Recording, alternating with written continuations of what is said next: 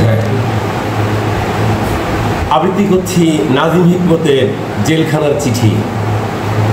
প্রিয়তম আমার, তোমার শেষ চিঠিতে তুমি লিখেছ, মাথা আমার ব্যথায় টনটন করছে, দিশেহারা আমার হৃদয়।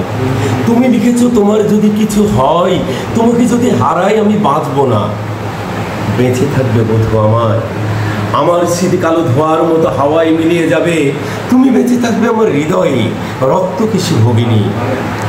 বিংশ শতাব্দীতে মানুষের শোকরয় বড়জোর 1 বছর। মৃত্যু দড়ির এক প্রান্তে দোদুল্যমান শব্দ, আমার কাম্য নয় সে মৃত্যু।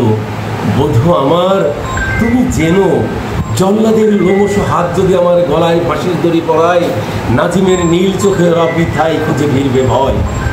অন্তিম মশার অস্ফুট আলোই আমি তোমাকে দেখব, আমার বন্ধুদের আমি তোমাকে দেখছি প্রিয়তমা।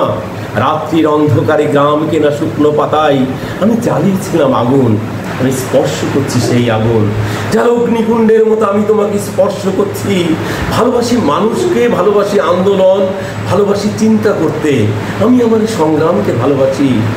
আমার সংগ্রামের অন্তঃস্থলে মানুষের আসনে তুমি আসিনি প্রিয়তমা আমার, আমি তোমাকে ভালোবাসি।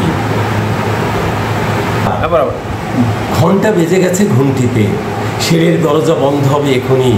বেঁচে থাকায় অনেক আশা প্রিয়তমা, তোমাকে ভালোবাসার মতো একাগ্র বেঁচে থাকা কি মধুর, কি আশায় রঙিন সে স্মৃতি। কিন্তু আর আমি আশায় তুষ্ট নই, আর আমি শুনতে চাই না গান। এবার নিজের গান আমি গাইব। আমাদের ছেলেটা বিছানায় শয্যাগত, বাপ্তার জেলখানায়। তোমার ভারাক্রান্ত মাথাটা ক্লান্ত হাতের উপর এলানো। দুসময় থেকে সুসময় মানুষ পৌঁছে দেবে মানুষকে। আমাদের ছেলেটা নিরাময় উঠবে, বাপ্তার খালাস পাবে জেল থেকে। তোমার সোনালি চোখে উপচে পড়বে হাসি। তোমার আর আমাদের এই পৃথিবী একই সুযোগকে দাঁড়িয়ে।